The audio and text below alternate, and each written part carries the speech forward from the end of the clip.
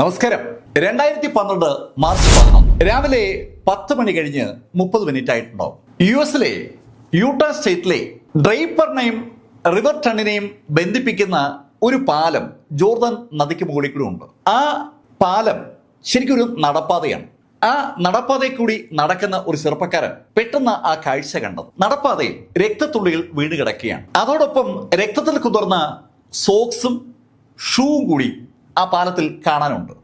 ആ കാഴ്ച കണ്ടതും ആ ചെറുപ്പക്കാരൻ ഉടൻ തന്നെ പോലീസിൽ വിളിച്ച് വിവരം അറിയിച്ചു. ഡ്രൈപ്പർ പോലീസ് ഉടൻ തന്നെ സ്ഥലത്തെത്തിയ പോലീസിന് അറിയേണ്ടത് ആ ഷൂവിലും സോക്സിലും അതുപോലെ പാലത്തിലും കാണുന്ന രക്തം മനുഷ്യരക്തമാണോ എന്നാണ്. അതിനുവേണ്ടി ഫോറൻസിക് വിദഗ്ധരെ അവിടേക്ക് വിളിച്ചു വരുത്തി. അവര് സ്ഥലത്തെത്തി രക്തം കളക്ട് ചെയ്തു, പരിശോധന ആരംഭിച്ചു. ഈ സമയത്ത് ഡ്രൈപ്പറിലെ ആ പോലീസ് ആ ചുറ്റുപാട് മുഴുവൻ പരിശോധിക്കുകയാണ്. ആ പാലത്തിന്റെ അടിയിൽ കൂടി ജോർദാൻ നദി അവിടെ നിന്ന് നോർത്തിലേക്ക് ഒഴുകുന്നുണ്ട്. ആ നദിയിൽ ആരെങ്കിലും വീണതാണോ, അല്ലെങ്കിൽ ആരെങ്കിലും തല്ലിക്കൊന്ന് നദിയിലിട്ടതാണോ? ആ ചോദ്യങ്ങളാണ് സ്വാഭാവികമായും പോലീസിന്റെ മനസ്സിലേക്ക് വരുന്നത്. ഈ സമയത്ത് അവിടേക്ക് ധാരാളം ആളുകൾ കൂടിയിട്ടുണ്ട്. ആളുകളും പോലീസും എല്ലാം കൂടി ചേർന്ന് ആ ഭാഗമൊക്കെ അരിച്ച് പരിശോധിച്ചുകൊണ്ടിരിക്കുകയാണ്. ആ പരിശോധന അങ്ങനെ നടന്നുകൊണ്ടിരിക്കുമ്പോൾ സമയം ഏകദേശം 1 മണി കഴിഞ്ഞ് 30 മിനിറ്റായി. അപ്പോഴാണ് ഫോറൻസിക് വിദഗ്ധർ ആ കാര്യം പോലീസിന് റിപ്പോർട്ട് ചെയ്തത്. അത് മനുഷ്യരക്തമാണ്. നേരത്തെ പോലീസിന് തോന്നിയ സംശയം ഇതാ ശരിയായിരിക്കുന്നു.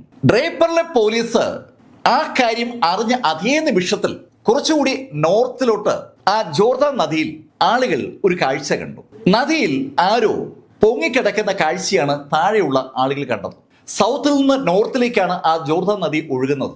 ഉടൻ തന്നെ ആ ബോഡി കരയ്ക്ക് വലിച്ചടിപ്പിച്ചു. കരയ്ക്കടിപ്പിച്ച ആ ബോഡിയിലേക്ക് അവിടെ എത്തിയ പോലീസും നാട്ടുകാരും നോക്കിയ ആ നിമിഷത്തിൽ അക്ഷരാർത്ഥത്തിൽ അവരെല്ലാം ഞെട്ടിപ്പോവുകയാണ്. ഒരു പെൺകുട്ടിയുടെ ബോഡിയാണ് അവർ കണ്ടത്. പക്ഷെ ആ ബോഡിയിൽ ആ പെൺകുട്ടിയുടെ മൂക്കില്ല. മൂക്ക് അടിച്ച് തെറിപ്പിച്ചിരിക്കുകയാണ്. അവളുടെ ചുണ്ടുകൾ 2ആയി കീറി മുറിഞ്ഞിട്ടുണ്ട്. മുഖം തിരിച്ചറിയാൻ കഴിയാത്ത ശൈലിയിൽ മൂർച്ചയില്ലാത്ത എന്തോ ഉപയോഗിച്ച് ശക്തമായി അടിച്ച് ചവച്ചിരിക്കുകയാണ്. ആ പെൺകുട്ടിയെ തല്ലി കൊന്നിരിക്കുന്നു എന്ന് തന്നെ പറയാം. ആരാണ് കൊല്ലപ്പെട്ടിരിക്കുന്നതെന്ന് ആർക്കും അറിയില്ല. പോലീസ് ഉടൻ തന്നെ ആ ഡെഡ് ബോഡി പോസ്റ്റ്മോർട്ടം നടപടികൾക്ക് വേണ്ടി ഹോസ്പിറ്റലിലേക്ക് ഷിഫ്റ്റ് ചെയ്തു. പോസ്റ്റ്മോർട്ടം നടപടികൾക്ക് വേണ്ടി ആ ബോഡി ഷിഫ്റ്റ് ചെയ്ത അതേ സമയത്ത് പോലീസ് ആ പെൺകുട്ടിയെ കുറിച്ച് ഒരു വാർത്താക്കുറിപ്പ് തയ്യാറാക്കി ടിവിയിൽ കൊടുത്തു. ചുവന്ന ടീഷർട്ടും നീല ജീൻസും ടെന്നീസ് കളിക്കാനായിട്ട് പോകുമ്പോൾ നമ്മൾ ഉപയോഗിക്കുന്ന ശൈലിയിലുള്ള ഒരു ക്യാൻവാസ് ഷൂവും ഉള്ള ഒരു പെൺകുട്ടിയെ കൊല്ലപ്പെട്ട നിലയിൽ ഡ്രൈപ്പർ പാലത്തിന് താഴെ കണ്ടുകിട്ടി എന്നുള്ള വാർത്തയാണ് പോലീസ് ടിവിയിലൂടെ അനൗൺസ് ചെയ്തത്. ആ കുട്ടിയെക്കുറിച്ച് എന്തെങ്കിലും വിവരം ആർക്കെങ്കിലും അറിയാമെങ്കിൽ പോലീസിനെ കോൺടാക്ട് ചെയ്യണമെന്ന് പറഞ്ഞിട്ട് പോലീസ് ഒരു നമ്പറും ടിവി കാണിച്ചു. ആ നമ്പർ ടിവിയിൽ അങ്ങനെ പ്രദർശിപ്പിച്ചുകൊണ്ടിരിക്കുന്ന സമയത്ത് ആ നമ്പറിലേക്ക് ഒരു കോൾ വന്നു. ഒരു സ്ത്രീ ശരിക്കും വിഷമത്തോടെയാണ് പോലീസിനോട് അവരുടെ മനസ്സിലെ സംശയം പറഞ്ഞത്. ആ സംശയം അവർ പറഞ്ഞതും പോലീസ് ആ സ്ത്രീയെ സ്റ്റേഷനിലേക്ക് വിളിപ്പിച്ചു. വന്നത് വെറോണിക്ക കാസ്പർസിക് എന്ന ഒരു ലേഡിയാണ്. അവരും അവരുടെ സെക്കൻഡ് ഹസ്ബൻഡും അവരുടെ വീട്ടിൽ അവരുടെ വളർത്തുമകൾക്കൊപ്പമാണ് താമസിക്കുന്നത്. അവർ യഥാർത്ഥത്തിൽ കുട്ടികളെ നോക്കുന്ന ഒരു ഫോസ്റ്റർ ഹൗസിന്റെ ചുമതലയുള്ള ഒരു വർക്കറാണ്. അവര് ആ സ്ഥാപനത്തിൽ വർക്ക് ചെയ്യുന്ന സമയത്ത് അവിടെ ഉണ്ടായിരുന്ന ഒരു പെൺകുട്ടിയെ കണ്ടിഷ്ടപ്പെട്ട് അവളെ ദത്തെടുത്ത് അവർക്കൊപ്പം വളർത്തുകയായിരുന്നു. ആ പെൺകുട്ടി ഇന്നലെ വൈകിട്ട്, അതായത് ശനിയാഴ്ച വൈകുന്നേരം 7 മണിക്ക് അവരും അവരുടെ ഭർത്താവും കൂടി വീട്ടിൽ ചെല്ലുമ്പോൾ അവരെ കാത്തു നിൽപ്പുണ്ടായിരുന്നു. അവരെ വിഷ് ചെയ്തിട്ട് ആ പെൺകുട്ടി വീടിനകത്തേക്ക് പോകുന്നത് വെറോണിക്ക കാണുകയും ചെയ്തു. ജോലി കഴിഞ്ഞ് വന്ന സമയമായതുകൊണ്ട് വെറോണിക്ക വാഷ്റൂമിലേക്ക് പോയപ്പോൾ അവളുടെ ഹസ്ബൻഡ് അടുക്കളയിലേക്ക് കയറി. അദ്ദേഹം കിച്ചണിൽ രാത്രിയത്തെ ഭക്ഷണം പ്രിപ്പയർ ചെയ്തുകൊണ്ടിരിക്കുമ്പോൾ അവരുടെ വളർത്തുമകൾ ആനി അവൾ നേരത്തെ ഉണ്ടായിരുന്ന റൂമിൽ നിന്ന് മറ്റൊരു റൂമിലേക്ക് നടക്കുന്ന പോലെ അയാൾ കാണുകയും ചെയ്തു. അവരുടെ വളർത്തുമകളാണ്. സ്വാഭാവികമായിട്ടും ആ വീട്ടിലെ എല്ലായിടത്തും അവൾ കറങ്ങി നടക്കുന്നത് ഒരു സ്ഥിര സംഭവമാണ്. അതുകൊണ്ട് അയാൾക്ക് ആ സമയത്ത് ഒന്നും തോന്നിയില്ല. പക്ഷെ കുറച്ചു കഴിഞ്ഞപ്പോൾ വെറോണിക്ക കുളിയെ കഴിഞ്ഞ് തിരിച്ച് കിച്ചണിലെത്തുമ്പോൾ മകളെ കുറിച്ച് തിരക്കി. മകള് ബെഡ്റൂമിലേക്ക് പോകുന്ന കണ്ടുവന്ന് ആ സമയത്താണ് വെറോണിക്കയുടെ ഹസ്ബൻഡ് പറഞ്ഞത്. വെറോണിക്ക ഉടൻ ബെഡ്റൂമിലെത്തി.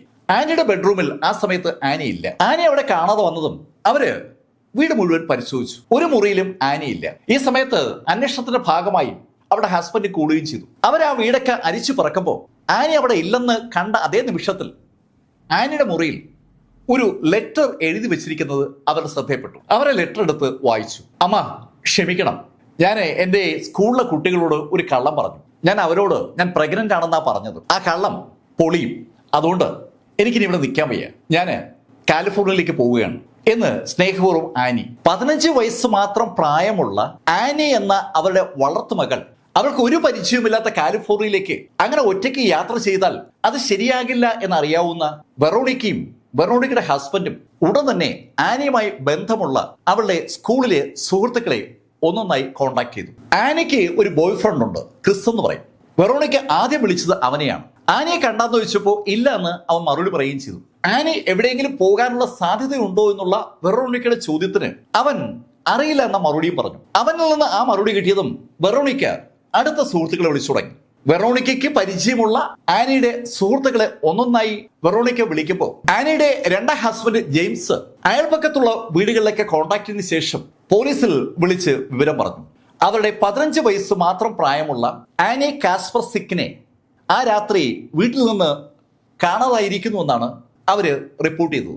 അങ്ങനെ റിപ്പോർട്ട് ചെയ്തെങ്കിലും അവർ പോലീസിനോട് അവൾ എഴുത്തെഴുതി വെച്ചിരുന്ന കാര്യം പറയുകയും ചെയ്തു. ആ രാത്രിയിൽ അവരുടെ പരാതിയുടെ അടിസ്ഥാനത്തിൽ പോലീസ് പൊതുവാഹനങ്ങളൊക്കെ പരിശോധിക്കാനുള്ള നടപടി തുടങ്ങുകയും ചെയ്തു. അവിടെ നിന്ന് ഒത്തിരി ദൂരെയാണ് കാലിഫോർണിയ. കാലിഫോർണിയയിലേക്ക് അവൾ പോകാനുള്ള മാർഗം എന്താണ് എന്നതിനെക്കുറിച്ച് ഒരു വിലയിരുത്തൽ നടത്തിയതിനു ശേഷം പോലീസ് ട്രെയിൻ അല്ലെങ്കിൽ ബസ്സായിരിക്കും അവൾ സെലക്ട് ചെയ്യാൻ സാധ്യതയുണ്ടെന്ന് മനസ്സിലാക്കി ആ മേഖലയുമായി ബന്ധിപ്പിച്ച് ഒരു അന്വേഷണം തുടങ്ങി. ആ രാത്രി മുഴുവൻ പോലീസ് തലങ്ങും വിലങ്ങും തിരക്കിയെങ്കിലും ആനി കാസ്പർവിക്കിനെ കുറിച്ച് ഒരു വിവരവും അവർക്ക് കിട്ടിയില്ല. ആ വിവരം സ്വാഭാവികമായിട്ടും ആനിയുടെ വളർത്തമ്മ വെറോണിക്കയും വളർത്തച്ഛൻ ജെയിംസും അറിയുന്നുണ്ട്. ശരിക്കും അവർ രണ്ടുപേരും വളരെ ടെൻഷനോട് കൂടിയാണ് നേരം വെളുപ്പിക്കുന്നത്. ഡ്രൈപ്പർ പോലീസ് ജെയിംസിന്റെയും അതുപോലെ വെറോണിക്കയുടെയും പരാതിയുടെ അടിസ്ഥാനത്തിൽ ആനിയെ കണ്ടുപിടിക്കാനുള്ള ഒരു അന്വേഷണം ആ പകലിലും നടത്തിക്കൊണ്ടിരിക്കുകയാണ്. അന്ന് പകൽ ജെയിംസും കൂടി പോലീസിനൊപ്പം അന്വേഷണത്തിന്റെ ഭാഗമായി. അന്ന് ഏകദേശം വൈകുന്നേരം ആയപ്പോഴാണ്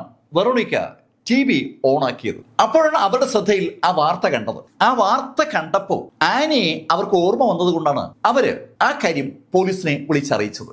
വെറോണിക്ക പറഞ്ഞ വിവരങ്ങൾ കേട്ടതും പോലീസ് വെറോണിക്കയോട് ചോദിച്ചു, നിങ്ങളുടെ മകൾ ആനി പല്ലിൽ കമ്പിയിട്ടിട്ടുണ്ടായിരുന്നോ? പോലീസ് ആ ചോദ്യം ചോദിച്ചതും ഒരു നിമിഷത്തെ നിശബ്ദതയ്ക്ക് ശേഷം വെറോണിക്ക പോലീസിനോട് പറഞ്ഞു, അതെ, അവള് പല്ലിൽ കമ്പിയിട്ടിരുന്നു. വെറോണിക്ക ആ കാര്യം സമ്മതിച്ചതും പോലീസ് വെറോണിക്കയും കൂട്ടി വെറോണിക്കയുടെ വീട്ടിലെത്തി. അവർ അവിടെയുള്ള ആനിയുടെ മുറി പരിശോധിച്ചു. ആനിയുടെ മുറിയിൽ നിന്ന് അവർക്ക് ആനിയുടെ തലമുടി കിട്ടി. ആ തലമുടി അവർ ആ നിമിഷം തന്നെ കളക്ട് ചെയ്ത് DNA പരിശോധനയ്ക്കായി അയച്ചു. ഈ സമയത്ത് നേരത്തെ കിട്ടിയ ആ ബോഡിയും DNA പരിശോധനയ്ക്ക് വിധേയമാക്കുകയാണ്. DNA പരിശോധന റിസൾട്ട് വന്നതും അത് ശരിക്കും വെറോണിക്കയ്ക്കും ജെയിംസിനും ഒരു ഷോക്ക് തന്നെയായി. കൊല്ലപ്പെട്ടിരിക്കുന്നത് അവരുടെ വളർത്തുമകൾ ആനി കാസ്പർസിക് ആണ്. DNA പരിശോധനയിൽ കൊല്ലപ്പെട്ടത് ആനി കാസ്പർസിക് ആണെന്ന് വ്യക്തമായതോടുകൂടി പോലീസിന്റെ മുന്നിലേക്ക് ആ ചോദ്യങ്ങൾ വരികയാണ്. കാലിഫോർണിയയിലേക്ക് എന്ന് പറഞ്ഞ് ആ എഴുത്തെഴുതി വച്ചതിന് ശേഷം അവിടെ നിന്ന് പുറത്തേക്ക് പോയ ആനിക്ക് എന്താ സംഭവിച്ചത്? ആ ചോദ്യത്തിന്റെ ഉത്തരം കിട്ടാൻ വേണ്ടി പോലീസ് വെറോണിക്കയ്ക്കൊപ്പം വെറോണിക്കയുടെ വീട്ടിലെത്തി. ആ വീട് വിശദമായ പരിശോധനയ്ക്ക് തന്നെ അന്വേഷണ ഉദ്യോഗസ്ഥർ വിധേയമാക്കി. നേരത്തെ അവരവിടെ എത്തിയത് ആ മുടി ലഭിക്കാൻ വേണ്ടിയാണ്. ഇപ്പോ അവരുടെ അന്വേഷണം ആനിയുമായി ബന്ധപ്പെട്ട എല്ലാ തെളിവുകളും ശേഖരിക്കുക എന്നുള്ളതാണ്. ആനിയുടെ ആ മുറി പരിശോധിച്ച പോലീസിന് അവിടുത്തെ കമ്പ്യൂട്ടർ, അവളുടെ നോട്ട് പുസ്തകങ്ങൾ, അവളുടെ ബാഗ്, അവളുടെ വസ്ത്രങ്ങൾ, അവളുടെ ഒരു ഡയറി തുടങ്ങിയ അനവധി സംവിധാനങ്ങൾ അവിടെ നിന്ന് കിട്ടിയത്. ഡയറിയിലൂടെ കടന്നുപോയ ആ യൂണിഫൈഡ് പോലീസ് ഡിപ്പാർട്ട്മെന്റിന് അതിനകത്ത് ഫ്രീക്വന്റായി കടന്നു വരുന്ന ഒരു പേര് കൗതുകം ഉണ്ടാക്കി. അത് ഒരു ക്രിസിന്റെ പേരാണ്. അവളുടെ ബോയ് ഫ്രണ്ടാണ് ക്രിസ് എന്ന് വ്യക്തമാക്കുന്ന ശൈലിയിലുള്ള വിവരങ്ങളൊക്കെ അതിനകത്തുണ്ട്. ഈ ക്രിസിനെ കുറിച്ച് കൂടുതൽ അറിയാൻ വേണ്ടി പോലീസ് ക്രിസും ആനിയും പഠിച്ച ആ സ്കൂളിലെ മറ്റ് കുട്ടികളെ കോണ്ടാക്ട് ചെയ്തു. ആ കുട്ടികളുമായി സംസാരിച്ചു തുടങ്ങിയപ്പോൾ പോലീസിന് ഒരു കാര്യം വ്യക്തമായി. ആനി പ്രഗ്നന്റ് ആണെന്ന കഥ ആ സ്കൂളിൽ പലർക്കും അറിയാം. ആനി തന്നെ പറഞ്ഞാണ് പലരും ആ കഥ അറിഞ്ഞിരിക്കുന്നത്. ആനി പ്രഗ്നന്റ് ആണെന്നുള്ള കഥ കുട്ടികൾ ഒന്നൊന്നായി പറഞ്ഞു തുടങ്ങുമ്പോൾ കുട്ടികൾ തന്നെ ക്രിസും ആനിയും തമ്മിലുള്ള ബന്ധത്തെക്കുറിച്ച് സൂചിപ്പിക്കുകയാണ്. ക്രിസും ആനിയും തമ്മിലുള്ള ആ ബന്ധത്തിലൂടെയാണ് ആനി പ്രഗ്നന്റ് ആയതെന്നുള്ള ശൈലിയിൽ ആ കുട്ടികൾ പറഞ്ഞപ്പോൾ പോലീസ് ക്രിസിന്റെ മാതാപിതാക്കളെ കോണ്ടാക്ട് ചെയ്തു. ക്രിസിന്റെ മാതാപിതാക്കൾക്ക് ആനിയും ക്രിസും തമ്മിലുള്ള ബന്ധം അറിയാം. ആനി ക്രിസിനൊപ്പം ആ വീട്ടിൽ ചെന്നിട്ടുമുണ്ട്. ക്രിസിന്റെ മാതാവ് ആനിക്ക് ഒരു ഉപദേശവും കൊടുത്തിരുന്നു. അവള് ബർത്ത് കൺട്രോൾ സാധനങ്ങൾ ഉപയോഗിക്കാൻ പഠിക്കണമെന്നാണ് ക്രിസിന്റെ മാതാവ് ആനിക്ക് കൊടുത്ത ഉപദേശം. ആ ബർത്ത് കൺട്രോൾ സാധനങ്ങൾ ഉപയോഗിക്കണമെന്ന് ആനിയോട് പറഞ്ഞിട്ടും ആനി പ്രഗ്നന്റ് ആയതിൽ അവർക്ക് ഒരു അതിശയമുണ്ട്. കുട്ടികളല്ലേ, ചിലപ്പോ അങ്ങനെ സംഭവിച്ചു കാണുമെന്ന് അവര് പോലീസിനോട് പറയുകയും ചെയ്തു. ഈ സമയത്താണ് പോലീസിന് പോസ്റ്റ്മോർട്ടം റിപ്പോർട്ട് ലഭിക്കുന്നത്. പോസ്റ്റ്മോർട്ടം റിപ്പോർട്ട് വളരെ വ്യക്തമായി ഒരു കാര്യം സൂചിപ്പിക്കുകയാണ്: ആനി പ്രഗ്നന്റ് അല്ല. താൻ പ്രഗ്നന്റ് അല്ല എന്ന കാര്യം ആനിക്കും അറിയാം. എന്നിട്ടും ആനി എന്തിന് അവൾ പ്രഗ്നന്റ് ആണെന്നുള്ള കാര്യം അവളുടെ കൂട്ടുകാരോട് പറഞ്ഞു. ആ ചോദ്യത്തിന്റെ ഉത്തരത്തിൽ ഈ കൊലപാതകവുമായി ബന്ധിപ്പിച്ച കൂടുതൽ കാര്യങ്ങൾ ഉണ്ടാകുമെന്നൊരു തോന്നൽ പോലീസിനുണ്ടായതും പോലീസ് കോർട്ടിൽ ഒരു ആവശ്യം ഉന്നയിച്ചു. ക്രിസിനെ ചോദ്യം ചെയ്യാനുള്ള പെർമിഷനാണ് അവർക്ക് വേണ്ടത്. ക്രിസിന് വെറും 14 വയസ്സ് മാത്രമാണ് പ്രായം. 14 വയസ്സ് മാത്രം പ്രായമെന്ന് പറയുമ്പോൾ അവനൊരു ബാലനാണ്. ആ ബാലനെ ചോദ്യം ചെയ്യുമ്പോൾ ഒരുപാട് കാര്യങ്ങൾ പോലീസ് പാലിക്കേണ്ടി വരും. എന്തായാലും കോർട്ട് പോലീസിനെ അനുവദിച്ചു. ക്രിസിന്റെ വസതി സെർച്ച് ചെയ്യാനും ക്രിസിനെ ചോദ്യം ചെയ്യാനുമുള്ള അനുവാദമാണ് പോലീസിന് കിട്ടിയത്. ചോദ്യം ചെയ്യുമ്പോൾ നിയമം അനുശാസിക്കുന്ന എല്ലാ ഇളവുകളും ക്രിസിന് കൊടുത്തിരിക്കണമെന്ന് കോടതി പോലീസിനോട് പറയുകയും ചെയ്തു. ക്രിസിന്റെ വീട്ടിലെത്തിയ പോലീസ് ആ വീട് സെർച്ച് ചെയ്തു. ക്രിസിന്റെ വീട് സെർച്ച് ചെയ്ത പോലീസിന് ക്രിസിന്റെ ഒരു ഷൂവിൽ രക്തം പറ്റിയിരിക്കുന്നത് കാണാൻ പറ്റി. പോലീസ് ആ ഷൂ കസ്റ്റഡിയിലെടുത്തു. അതിനുശേഷം ക്രിസിനോടായി പോലീസ് പറഞ്ഞു, നീ പ്രത്യേക നിയമത്തിന് കീഴിൽ വരുന്ന ഒരാളാണ്. നിന്നെ ചോദ്യം ചെയ്യുമ്പോൾ നിനക്ക് വേണമെങ്കിൽ നിന്റെ പാരന്റിനെയോ അല്ലെങ്കിൽ ഗാർഡിയനെയോ അല്ലെങ്കിൽ മുതിർന്ന ആരെങ്കിലും സഹായത്തിനായി വിളിക്കാം. അവരുടെ സാന്നിധ്യത്തിലാകും നിന്നെ ചോദ്യം ചെയ്യുക. അത് കേട്ടതും ക്രിസ് പോലീസിനോട് പറഞ്ഞു, ഏയ് അതിന്റെ ഒന്നും ആവശ്യമില്ല, നിങ്ങൾക്ക് അറിയേണ്ട കാര്യങ്ങൾ എന്നോട് ചോദിച്ചാൽ മതി. അവൻ ശരിക്കും ആത്മവിശ്വാസത്തോടു കൂടിയാണ് ആ കാര്യം പറഞ്ഞത്. പോലീസ് ക്രിസിനെ ചോദ്യം ചെയ്തു തുടങ്ങി. ക്രിസിനെ ചോദ്യം ചെയ്യുന്ന ഓഫീസർ ക്രിസിനോട് ചോദിച്ചു, നീ ആനിയെ അവസാനമായി എപ്പോഴാണ് കണ്ടത്? അത് അന്ന് സ്കൂൾ വിട്ട് പോകുമ്പോഴാണ് ഞാൻ കണ്ടത്. നീ സ്കൂൾ വിട്ട് പോയതിനു ശേഷം ആനിയെ കണ്ടില്ലായിരുന്നു? ഇല്ല, കണ്ടില്ല. നീ ആനിയെ ഫോണിൽ വിളിക്കുകയല്ലേ ചെയ്തു? ആ ഫോണിൽ വിളിച്ചായിരുന്നു. എത്ര തവണ? ഒരു 3-4 തവണ വിളിച്ചു കാണും. നീ എത്ര നേരം അവളുമായി സംസാരിച്ചു കാണും? അതൊരു 5-6 മിനിറ്റ് വീതമൊക്കെ സംസാരിച്ചു കാണും. നിങ്ങൾ എന്താ സംസാരിച്ചത്? അത് സാർ, അവള് കുറെ സ്റ്റുപ്പിഡ് ഐഡിയാസ് ഒക്കെ പറയുന്നത്. എവിടെയെങ്കിലും ഒളിച്ചോടുന്നതിനെ കുറിച്ചാണ് അവൾ എന്നോട് പറയുന്നത്. ഒളിച്ചോടാനോ? സാർ, അവൾ പ്രഗ്നന്റ് ആണെന്ന് അവൾ എന്നോട് പറഞ്ഞിരുന്നു. പ്രഗ്നന്റ് ആയ സ്ഥിതിക്ക് ഇനി വീട്ടിൽ നിന്ന് നിൽക്കാൻ പറ്റില്ലെന്നും ഒളിച്ചോടുകയാണ് വേണ്ടതെന്നുമാണ് അവള് എന്നോട് പറഞ്ഞത്. ഈ പ്രഗ്നൻസിയെ കുറിച്ച് പറഞ്ഞല്ലോ, നീയും ആനി തമ്മിൽ അത്തരത്തിലൊരു ബന്ധം ഉണ്ടായിരുന്നു. സാർ, ഞാൻ കാരണമല്ല ആനി പ്രഗ്നന്റ് ആയത്, അത് മറ്റൊരാൾ കാരണമാണ്. മറ്റൊരാളോ? അതാരാ? സാർ, അവന്റെ പേര് LJ എന്നാണ്. LJയോ? അതെ സാർ, LJ. ഈ LJയുമായി അവള് ബന്ധപ്പെട്ടത് എപ്പോഴാണെന്ന് അറിയാവോ? സാർ, LJയും അവളും തമ്മിൽ ഒരു സെക്ഷൽ റിലേഷൻ ഏതാണ്ട് നവംബർ മാസത്തോട് അടുപ്പിച്ച് ഉണ്ടായെന്നാണ് അവൾ എന്നോട് പറഞ്ഞത്. സാർ, അത് കഴിഞ്ഞ് ഏകദേശം 1 മാസം ആയപ്പോഴാണ് അവള് എല്ലാവരോടും അവൾ പ്രഗ്നന്റ് ആണെന്നുള്ള കാര്യം പറഞ്ഞു തുടങ്ങിയത്. നവംബർ മാസത്തിൽ LJയും ആനിയും തമ്മിൽ ഒരു ബന്ധം ഉണ്ടായെന്നും അത് കഴിഞ്ഞ് 1 മാസം കഴിഞ്ഞപ്പോൾ അവൾ പ്രഗ്നന്റ് ആണെന്ന് അവൾക്ക് തന്നെ ബോധ്യപ്പെട്ടെന്നും അത് അവൾ സ്കൂളിലെ കുട്ടികളുമായി പങ്കുവെച്ചെന്നുമാണ് ക്രിസ് ഇപ്പോ പോലീസിനോട് പറയുന്നത്. ക്രിസ് അത്രയും പറഞ്ഞതും ഓഫീസർ ക്രിസിനോട് ചോദിച്ചു, നിനക്ക് LJയും ആനിയും തമ്മിലുള്ള ബന്ധത്തെക്കുറിച്ച് കൂടുതൽ എന്തൊക്കെ അറിയാം? സാർ, ആ LJ അവളുടെ വീട്ടിൽ വെച്ചാണ് അവളുമായി ബന്ധപ്പെട്ടത്. അതിന്റെ ഫലമായി അവൾ പ്രഗ്നന്റ് ആയ കാര്യം അവൾക്ക് വീട്ടിൽ പറയാൻ കഴിയില്ലെന്നാണ് അവൾ എന്നോട് പറഞ്ഞത്. അതുകൊണ്ടാണ് അവൾ ഈ ഒളിച്ചോടുന്നതിനെ കുറിച്ചൊക്കെ പറഞ്ഞത്. ഈ LJക്ക് 17 വയസ്സാണ് പ്രായം. 17 വയസ്സ് മാത്രം പ്രായമുള്ള LJയുമായി ബന്ധപ്പെട്ട് അവൾക്ക് ഒരു കുഞ്ഞ് ജനിക്കുന്നത് അവളിൽ വല്ലാത്തൊരു ടെൻഷൻ ഉണ്ടാക്കിയിട്ടുണ്ടായിരുന്നു. അതുകൊണ്ട് അവൾ ആ കാര്യം എന്നോട് പങ്കുവച്ചു. ക്രിസ് LJയെ കുറിച്ച് അത്രയും കാര്യങ്ങൾ പറഞ്ഞതും ഓഫീസർ ക്രിസിനോട് ചോദിച്ചു, അല്ല, നിന്റെ ഷൂവിൽ ഒരു രക്തത്തിന്റെ അടയാളം കാണുന്നുണ്ടല്ലോ, അതെങ്ങനെയാ ഉണ്ടായത്? സാർ, അത് ആനിയുടെ രക്തമാണ്. ആനിയുടെ രക്തമോ? സാർ, അവളുടെ മൂക്കിൽ നിന്ന് എന്റെ ഷൂവിലേക്ക് യാദൃശ്ചിവശാൽ ആ രക്തം വീണതാണ്. എപ്പോ? എവിടെ വെച്ച്? സാർ, അതെന്റെ സുഹൃത്ത് സ്പെൻസറിന്റെ വീട്ടിൽ വെച്ചാൽ സംഭവിച്ചത്.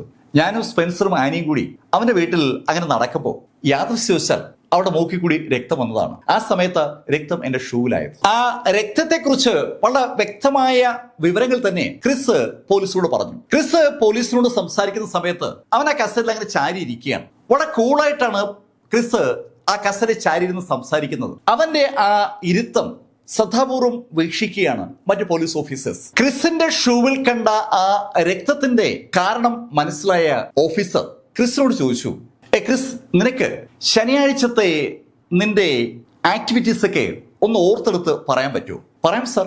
ഓക്കെ, സ്കൂളിൽ നിന്ന് നീ എത്ര മണിക്കാണ് മടങ്ങിയെത്തിയത്? സാർ, ഞാൻ സ്കൂളിൽ നിന്ന് ഏകദേശം 6 മണി കഴിഞ്ഞപ്പോൾ വീട്ടിൽ എത്തിയായിരുന്നു. അതിനുശേഷം നീ ആനിയെ കോൺടാക്ട് ചെയ്തു? സാർ, ഞാൻ ആനിയെ കോൺടാക്ട് ചെയ്തു. ആനിയോട് ഞാൻ സംസാരിക്കുകയും ചെയ്തു. അവള് ഒളിച്ചോടാൻ എടുത്ത തീരുമാനം തെറ്റാണെന്ന് ഞാൻ അവളോട് പറയുകയും ചെയ്തതാണ്. അതിനുശേഷം നീ എന്താ ചെയ്തേ? സാർ, അതിനുശേഷം ഞാൻ വീഡിയോ ഗെയിം കളിച്ചു. വീഡിയോ ഗെയിമോ? എത്ര നേരം? സാർ, ഒരു 1.5 മണിക്കൂർ കളിച്ചു കാണും. ആ സമയത്ത് നിന്റെ വീട്ടിൽ വേറെ ആരൊക്കെ ഉണ്ടായിരുന്നു? ഇല്ല സാർ, ഞാൻ മാത്രമേ ഉണ്ടായിരുന്നുള്ളൂ. അപ്പോ നിന്നെ ആരെങ്കിലും ഫോൺ വിളിക്കുക മറ്റോ ചെയ്തു? ഇല്ല, ആരും വിളിച്ചില്ല. അതിനുശേഷം നീ എന്ത് ചെയ്തു? സാർ, അതിനുശേഷം ഞാൻ ഗ്രാൻഡ്മയുടെ വീട്ടിലേക്ക് പോയി. എന്റെ മുത്തശ്ശി എന്റെ വീട്ടിന്റെ അടുത്ത് 3 വീടുകൾക്ക് അപ്പുറം താമസിക്കുന്നത്. അപ്പോൾ സമയം എന്താവും സാർ? അപ്പോൾ ഒരു 7:45-നും 8-നും ഇടയിൽ സമയമായിട്ടുണ്ടാവും. ഓക്കെ, നീ 7:45-നും 8-നും ഇടയിൽ നിന്റെ ഗ്രാൻഡ്മയുടെ വീട്ടിലെത്തി. അതിനുശേഷം ഗ്രാൻഡ്മയുടെ വീട്ടിൽ നീ എന്താ ചെയ്തത്? സാർ, കുറച്ചു നേരം ഞാൻ വീഡിയോ ഗെയിമൊക്കെ കളിച്ചു. അതിനുശേഷം ഞാൻ പുറത്തേക്ക് ഇറങ്ങി എൻ്റെ സുഹൃത്തിനൊപ്പം അടുത്തുള്ള മക്ഡൊണാൾഡ് ഷോപ്പിൽ പോയി.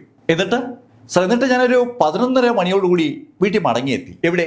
ഗ്രാൻഡ്മയുടെ വീട്ടിൽ. പിന്നീട് ഞാൻ ആ വീട്ടിൽ തന്നെ ഉണ്ടായിരുന്നു. ഓക്കെ, നിന്റെ ഗ്രാൻഡ്മയുടെ വീട്ടിൽ നിന്ന് നിന്റെ സുഹൃത്തിന്റെ വീട്ടിലേക്ക് എത്ര ദൂരമുണ്ട്? സാർ, അതൊരു 25 മിനിറ്റ് നടക്കാനുള്ള ദൂരമുണ്ട്. ഗ്രാൻഡ്മയുടെ വീട്ടിൽ നിന്ന് ഏകദേശം ഒരു 8:30 മണിയോടുകൂടി ഇറങ്ങിയ ക്രിസ് 25 മിനിറ്റോളം നടന്ന് അവന്റെ സുഹൃത്തിന്റെ വീട്ടിലെത്തി. ആ സുഹൃത്തിനെയും കൂട്ടി മക്ഡൊണാൾഡിൽ പോയി ഭക്ഷണം കഴിച്ചു. അതിനുശേഷം രാത്രി 11:30 മണിയോടുകൂടി ഗ്രാൻഡ്മയുടെ വീട്ടിൽ മടങ്ങിയെത്തി. നേരം വെളുക്കുന്നതുവരെ അവൻ ഗ്രാൻഡ്മയുടെ വീട്ടിൽ ഉണ്ടായിരുന്നു. ക്രിസ് ശനിയാഴ്ച രാത്രിയിൽ അവൻ ചെയ്ത ആക്ടിവിറ്റീസും അവനുണ്ടായിരുന്ന സ്ഥലങ്ങളും ഒക്കെ പോലീസിനോട് വിശദമാക്കി. ക്രിസ് പറഞ്ഞ കാര്യങ്ങളിൽ എത്രത്തോളം വാസ്തവമുണ്ടെന്ന് അറിയാന്നുള്ളതാണ് പോലീസിന്റെ അടുത്ത നടപടി. അതിനുവേണ്ടി അവർ ക്രിസിന്റെ പിതാവിനോട് പല കാര്യങ്ങളും ചോദിച്ചു. ക്രിസിന്റെ പിതാവ് പറഞ്ഞ മറുപടിയും ക്രിസ് പറഞ്ഞ മറുപടിയും ഏകദേശം ഒന്ന് തന്നെയാണ്. ആ കാര്യം ഉറപ്പായതും പോലീസ് ക്രിസിന്റെ മുത്തശ്ശിയോട് കാര്യങ്ങൾ തിരക്കി. അവരും ക്രിസ് പറഞ്ഞ മറുപടി തന്നെ ആവർത്തിച്ചു. ക്രിസ് ഏകദേശം 8 മണിയോട് അടുപ്പിച്ച് വീട്ടിലെത്തിയെന്നും ഏകദേശം ഒരു അരമണിക്കൂറോളം അവൻ അവിടെ ഇരുന്ന് വീഡിയോ ഗെയിം കളിച്ചുവെന്നും അതിനുശേഷം അവൻ പുറത്തു പോയെന്നും രാത്രി ഒരു 11:30 മണിയോടുകൂടി അവര് ക്രിസിന്റെ ബെഡ്റൂമിലേക്ക് നോക്കുമ്പോൾ അവൻ ആ ബെഡിൽ കിടന്ന് ഉറങ്ങുന്ന കണ്ടുവെന്നും അവന്റെ മുത്തശ്ശി പോലീസിനോട് പറയുകയും ചെയ്തു. ക്രിസ് പറഞ്ഞ സംഭവങ്ങൾ അവന്റെ അച്ഛനും മുത്തശ്ശിയും പറയുന്ന സംഭവങ്ങളുമായി കണക്ട് ചെയ്തു പോകുന്നവയാണ്. ക്രിസ് പറയുന്ന കാര്യങ്ങൾ സത്യമാണെന്ന് അത് കേട്ടപ്പോൾ പോലീസിന് ഉറപ്പായി. ഇനി പോലീസിന് 2 കാര്യങ്ങളാണ് തിരക്കാനുള്ളത്. ഒന്ന്, ആനിയുടെ മൂക്കിൽ നിന്ന് വീണ ആ രക്തം ക്രിസിന്റെ ഷൂവിൽ പറ്റിയത് ക്രിസിന്റെയും ആനിയുടെയും സുഹൃത്തിന്റെ വീട്ടിൽ വെച്ചാണെന്ന് ക്രിസ് പറഞ്ഞു. അതിൽ എത്രത്തോളം വാസ്തവമുണ്ടെന്ന് അറിയണം. രണ്ടാമത്തെ കാര്യം, ക്രിസിനോട് ആനി അവളുടെ ബോയ് ഫ്രണ്ട് LGയെ കുറിച്ച് സൂചിപ്പിച്ചിട്ടുണ്ട്. ആ LGയെ കുറിച്ച് ആനിയുടെയും ക്രിസിന്റെയും കോമൺ ഫ്രണ്ടിന് എത്രത്തോളം അറിയാമെന്നും അറിയണം. അതാണ് പോലീസിന് അറിയേണ്ട കാര്യം. അതിനുവേണ്ടി പോലീസ് ഒരു സെർച്ച് വാറണ്ട് സംഘടിപ്പിച്ചു. ക്രിസിന്റെ സുഹൃത്തു കൂടിയായ സ്പെൻസർ ക്രിഡിലിന്റെ വീട് സെർച്ച് ചെയ്യാനുള്ള വാറണ്ട് നേടിയ പോലീസ് നേരെ സ്പെൻസറുടെ വീട്ടിലെത്തി. ആനിയുടെയും ക്രിസിന്റെയും ക്ലോസ് ഫ്രണ്ടാണ് ഈ സ്പെൻസർ. അതുകൊണ്ട് തന്നെ സ്പെൻസർ വഴി ആനിയുടെ മരണത്തിന്റെ കാരണം കണ്ടുപിടിക്കാൻ പറ്റുമെന്ന് പോലീസിന് പൂർണ്ണ വിശ്വാസമുണ്ട്. ആ വിശ്വാസത്തിന്റെ അടിസ്ഥാനത്തിലാണ് പോലീസ് സ്പെൻസറെ ചോദ്യം ചെയ്യുന്നത്. സ്പെൻസർ, കഴിഞ്ഞ ശനിയാഴ്ചയിലെ ചില വിവരങ്ങളാണ് ഞങ്ങൾക്ക് നിന്ന് അറിയേണ്ടത്. നീ എത്ര മണിയോടുകൂടി സ്കൂളിൽ നിന്ന് വീട്ടിലെത്തി? സാർ, ഞാനൊരു 6 മണിയോടുകൂടി വീട്ടിലെത്തിയായിരുന്നു. അതിനുശേഷം നീ എന്താ ചെയ്ത്? സാർ, ഞാൻ ജിമ്മിൽ പോയായിരുന്നു. ജിമ്മിൽ നിന്ന് എത്ര മണിക്ക് തിരിച്ചു വന്നത്? ഞാനൊരു 8:30 മണിയോടുകൂടി തിരിച്ചു വന്നു. 8:30-ക്ക് തിരിച്ചു വന്ന് നീ എന്താ ചെയ്തത്? സാർ, ഞാൻ എൻ്റെ ബെഡ്റൂമിലേക്ക് പോയി. അവിടെ എൻ്റെ മൊബൈൽ ഫോൺ ഉണ്ടായിരുന്നു. ആ മൊബൈൽ ഫോൺ ഞാൻ നോക്കുമ്പോൾ അതിനകത്ത് മിസ്ഡ് കോളും ഉണ്ട്, മെസ്സേജും ഉണ്ട്. ആ മൊബൈൽ ഫോൺ നിന്റെ കയ്യിൽ ഇരിക്കുകയാണോ? സാർ, ഉണ്ട് സാർ. ഇങ്ങനെ എടുക്കുക, നോക്കട്ടെ. പോലീസ് ഉടൻ തന്നെ സ്പെൻസറുടെ ആ മൊബൈൽ ഫോൺ കയ്യിൽ വാങ്ങിച്ചു.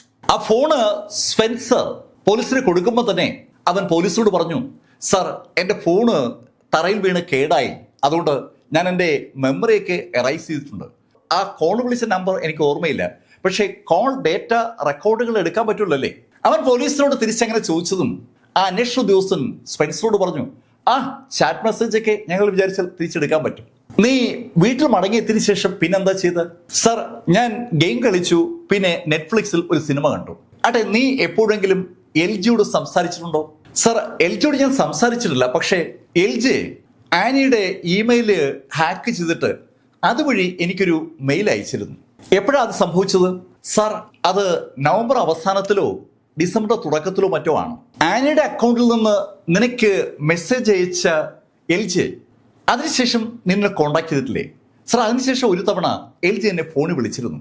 നീ നേരത്തെ പറഞ്ഞത് LGയോട് നീ സംസാരിച്ചിട്ടില്ലെന്നല്ലേ? അല്ല സാർ, എനിക്ക് ഇപ്പോഴത് ഓർമ്മ വന്നത്. നീ LGയുമായി സംസാരിച്ച സമയത്ത് അവന്റെ ശബ്ദം ശ്രദ്ധിച്ചു കാണുമല്ലോ. അവന്റെ ശബ്ദത്തിൽ എന്തെങ്കിലും പ്രത്യേകതയുണ്ടോ? ഇല്ല സാർ, ഒരു സാധാരണ നോർമൽ ആളിന്റെ ശബ്ദം പോലെ എനിക്ക് തോന്നിയുള്ളൂ. ആ നമ്പർ നിനക്ക് ഓർമ്മയുണ്ടോ? സാർ, അതൊരു പ്രൈവറ്റ് നമ്പർ ആയിരുന്നു. ആ നമ്പർ വിസിബിൾ ആയിരുന്നില്ല. സ്പെൻസറോട് സംസാരിച്ചപ്പോൾ പോലീസിന് ലഭിച്ചിരിക്കുന്ന വിവരങ്ങളും ക്രിസിനെ നേരത്തെ ചോദ്യം ചെയ്തപ്പോൾ ലഭിച്ച വിവരങ്ങളും ഏതാണ്ട് ഒരുപോലെ തന്നെയാണ്. സ്പെൻസർക്കും ക്രിസിനും ആനിക്കും അറിയാവുന്ന LJ എന്നൊരു കഥാപാത്രമുണ്ട്. LJയും ആനിയും തമ്മിലുള്ള ബന്ധത്തിൽ ആനി പ്രഗ്നന്റ് ആയെന്നാണ് ആനി എല്ലാവരോടും പറഞ്ഞിരുന്നത്. പോലീസിന് കഥയുടെ ഒരു പശ്ചാത്തലം ഏതാണ്ട് മനസ്സിലായിട്ടുണ്ട്. പക്ഷേ വിഷയം LJ കണ്ടിട്ടുള്ള ഏക കക്ഷി ആനിയാണ്. ആ ആനിയാണെങ്കിൽ ഇപ്പോൾ ജീവിച്ചിരിപ്പുമില്ല. LJയോട് സംസാരിച്ചിട്ടുള്ള ആളുകളാണ് ക്രിസും അതുപോലെ സ്പെൻസറും. പക്ഷെ അവർ രണ്ടും LJ കണ്ടിട്ടുമില്ല. അവർ രണ്ടുപേരും ഒരുപോലെ സമ്മതിക്കുന്ന ഒരു കാര്യമുണ്ട്. LJയുടെ പ്രായം 17 ആണ്. 17 വയസ്സുള്ള നോർമൽ ശബ്ദത്തിൽ സംസാരിക്കുന്ന ഒരു ചെറുപ്പക്കാരൻ, അതാണ് ഇപ്പോ പോലീസിന്റെ ലിസ്റ്റിലുള്ള LJ. ആ LJയെ കണ്ടെത്തിയാൽ മാത്രമേ ആനിയുടെ കൊലപാതകത്തിലേക്ക് നയിക്കുന്ന കാരണങ്ങൾ കണ്ടെത്താൻ പറ്റൂ. പോലീസിന്റെ അന്വേഷണം ശരിയായ പാതയിലൂടെ മുന്നേറുകയാണ്. ആ LJയെ കണ്ടെത്താൻ വേണ്ടി യൂണിഫൈഡ് പോലീസ് ഡിപ്പാർട്ട്മെന്റ് സമഗ്രമായ ഒരു തിരച്ചിൽ തന്നെ നടത്തി. ഒരുപാട് ഗ്യാങ്ങുകൾ വർക്ക് ചെയ്യുന്ന മേഖലയാണ്.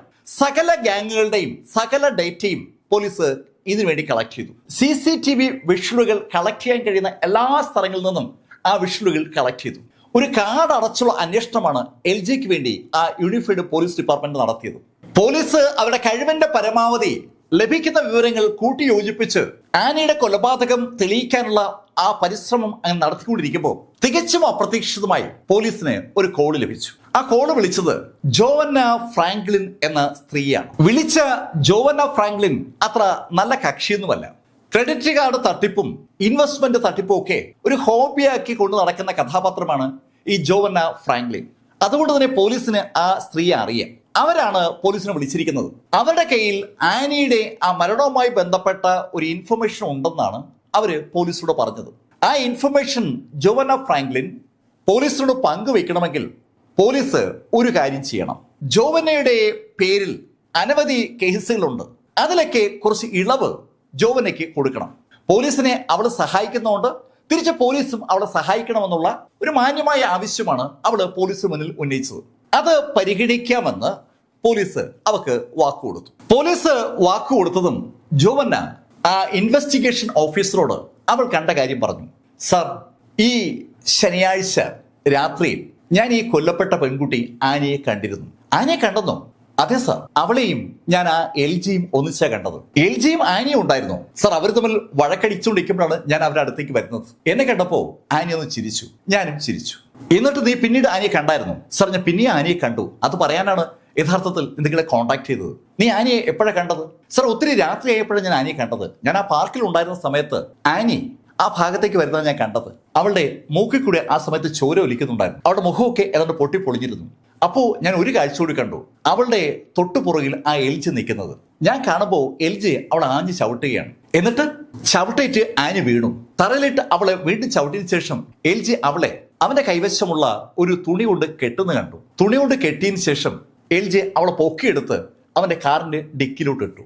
സർ, അതിനുശേഷം അവൻ കാർ ഓടിച്ചു പോയി. അത്രയും കാര്യങ്ങൾ ജോവന്ന ഫ്രാങ്ക്ലിൻ പറഞ്ഞതും ഇൻവെസ്റ്റിഗേഷൻ ഓഫീസർ ജോവനോട് ചോദിച്ചു, നിനക്ക് അത് ആനിയാണെന്ന് എങ്ങനെ മനസ്സിലായി? സർ, അത് മനസ്സിലായത് ഈ അടുത്ത ദിവസങ്ങളിലാണ്. ഈ ആനിയുടെ മരണവുമായി ബന്ധപ്പെട്ട് പത്രങ്ങളിലും TV-യിലൊക്കെ ആനിയുടെ ചിത്രം വന്നായിരുന്നു. ആനിയുടെ ഫോട്ടോ കണ്ടപ്പോഴാണ് ആ രാത്രിയിൽ ആ പാർക്കിൽ ഞാൻ കണ്ടത് ആനിയാണെന്ന് എനിക്ക് മനസ്സിലായത്.